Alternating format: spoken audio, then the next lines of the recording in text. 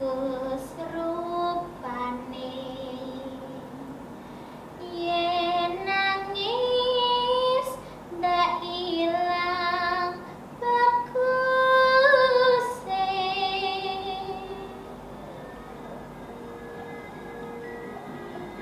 Dongeng ini menggambarkan cerita yang ada di Desa Seruni, Kabupaten Boyolali.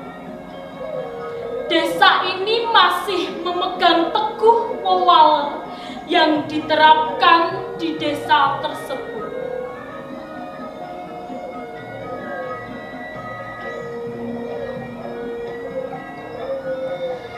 Duh, Ger, cucuku yang paling nenek sayang, bobok yang nyenyak yong, Ger. Jadi anak yang dituhu sama nenekmu ini.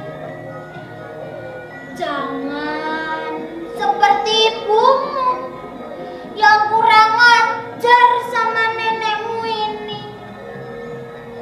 Tiap nenek bilangin ngeyel, gak pernah nurut. Jadi mantu kok bangkang sama ibu mertuanya. Tidak punya sopan santun.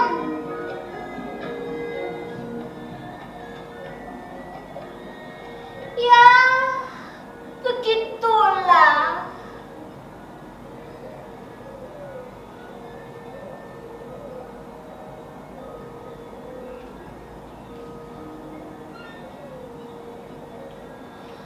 Menantuku, sampai kapan kamu mau membangkang ibumu ini?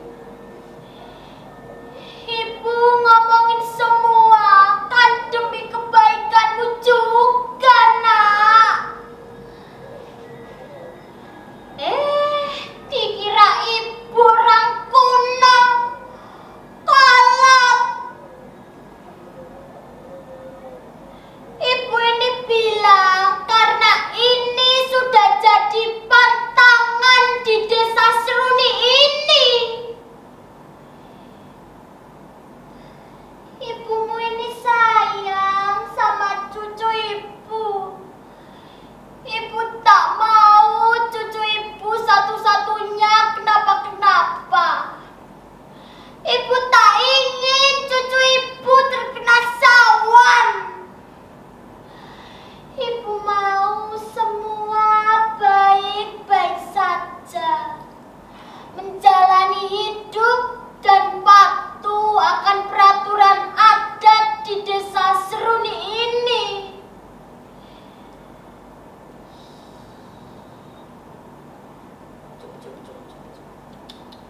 Aja nangis dong, Ger. Karena anak ontang-anting dalam tradisi adat Jawa di desa ini adalah anak yang menjadi panganja-manja mongso Bathara Kala. Bocah ini kegolong bocah Sukerto.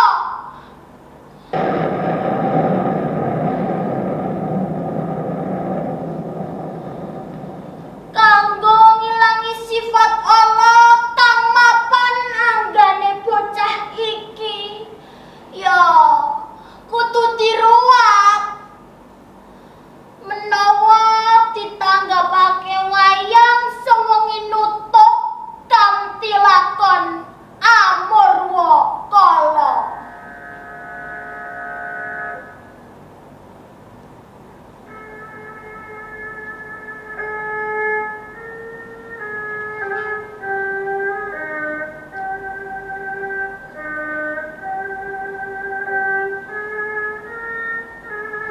Ketika sedang lembit-lembit baju, Ratri ngedumel.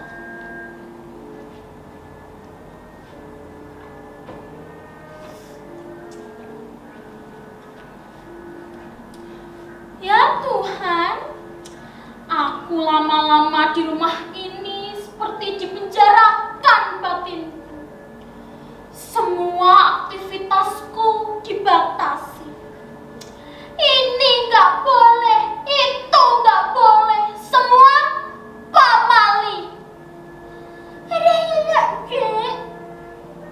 Begitu kata ibu mertua.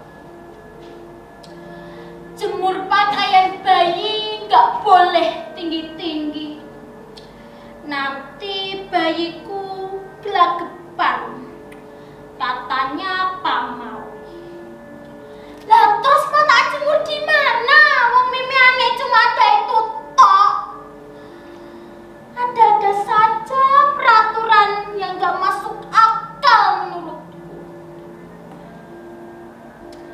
Sama ibu mertua punya anak kecil nggak boleh tidur pagi. Katanya pipiku jadi bengkak, pamali. Padahal kan aku begadang sampai malam karena anakku rewel. Aku tuh capek, aku tuh lelah, aku pengen istirahat.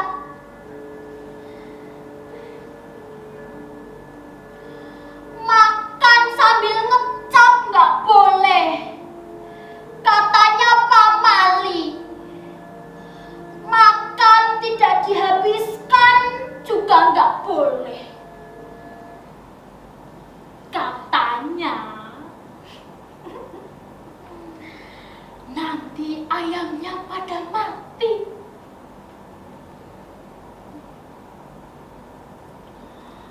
Aku tuh bosan dengan menu makananku. Tiap hari menunya sayur adas. Katanya sih supaya asiku lancar.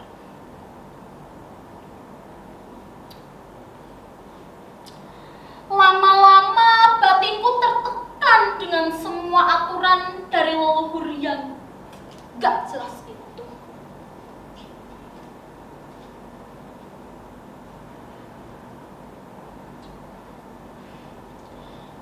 Belum lagi ini. Apa? Di tempat tidur anakku dikasih air kembang, banyu kelapa, piranti-piranti lain yang apa namanya? Aku nggak tahu dan aku nggak ngerti. Suasana hening, tiba-tiba lamunan Laratri dikejutkan oleh tangis bayinya yang sangat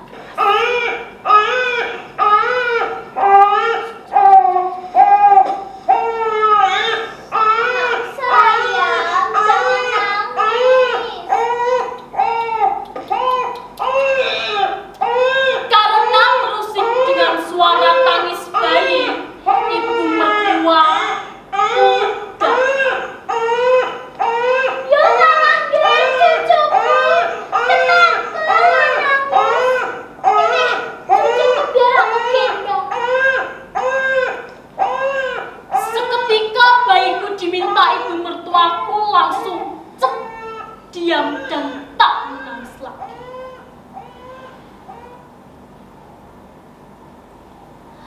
Perasaanku sebagai ibu menjadi gundah. Kenapa denganku? Kenapa bayiku setiap di pangkuanku selalu menangis kejer? Dan ibu mertua yang selalu berhasil membuat bayiku anteng dan membuat bayiku tenang. Pantaskah aku jadi ibu? Aku sedih. Aku nangis setiap bayiku menangis.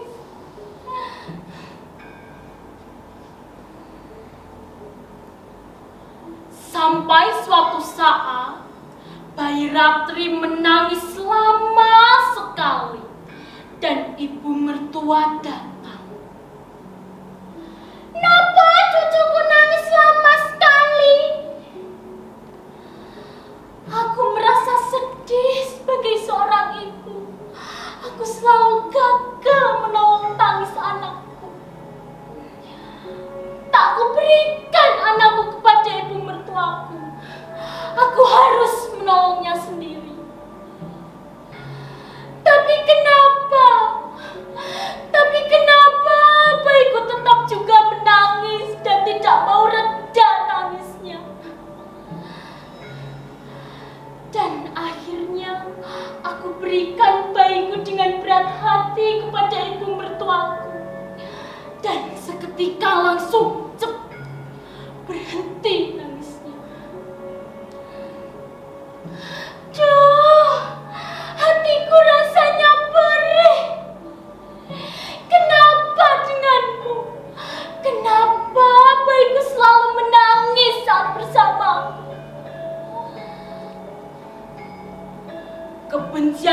patuhi kepada ibu mertua semakin membuat batin dan jiwanya merana. Semakin hari, Ratri semakin membenci ibu mertuanya. Melihat wajahnya pun rasanya malas sekali. Apalagi mendengar suaranya saat ngutang bayinya. Duh Gusti, setan apa yang merasukiku sampai aku bisa sedurhaka ini kepada ibu mertuaku?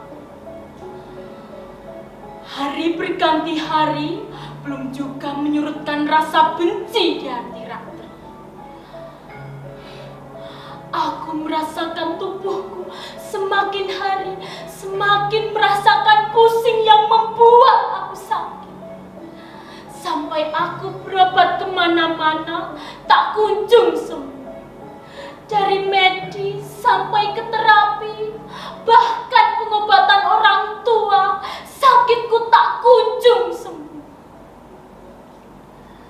Suatu malam aku bermimpi. Aku seperti melihat seluruh kejadian yang aku alami di dunia.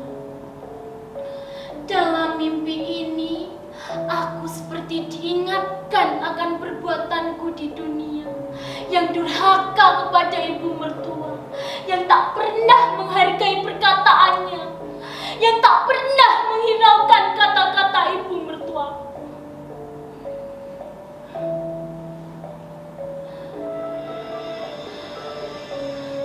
Kenapa diriku?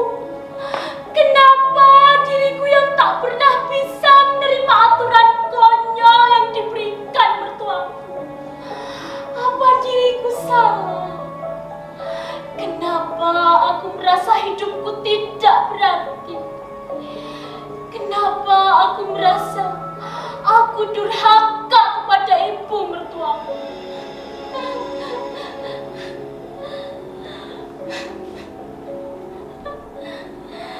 Tuhan, salahkah aku? Durhakakah aku, Tuhan?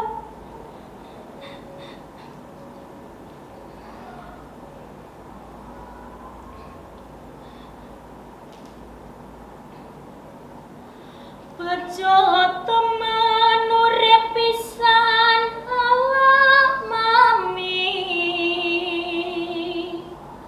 Antuk mertua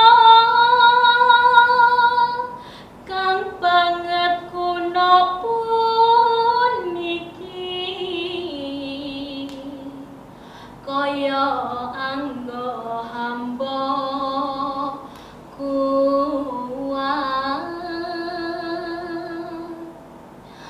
Mulai sekarang aku akan rubah diriku. Aku akan menghargai kearifan lokal di sini. Aku akan menghargai wewaler yang ada di desa ini.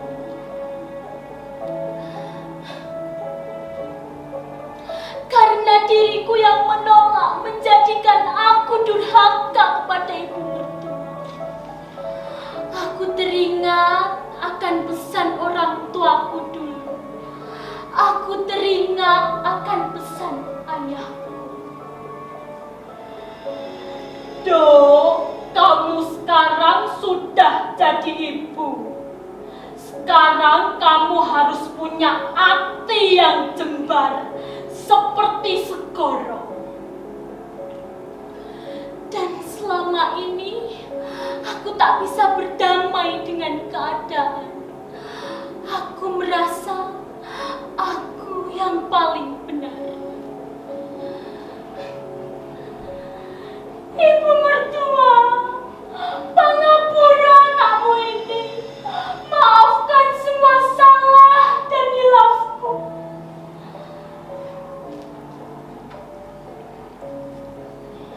Iya, Dok. Aku maafkan semua salahmu. Mulai sekarang kita buka lembaran baru. Yang lalu biarlah berlalu. Setelah berdamai dengan hati, rasa sakit yang Ratri derita sembuh perlahan-lahan tanpa Ratri obati. Ternyata penyakit yang aku derita selama ini adalah karena pikiranku yang kotor, pikiranku yang sempit. Mulai sekarang, aku akan belajar menjadi manusia utama. Manusia yang bisa mengendalikan hawa nafsu. Dan alhamdulillah, sekarang anakku mayar di Momo. Dari cerita tadi, pelajaran yang dapat kita ambil adalah untuk menjadi manusia yang utama. Kita harus bisa mengendalikan hati, pikiran, dan terlebih adalah hawa nafsu.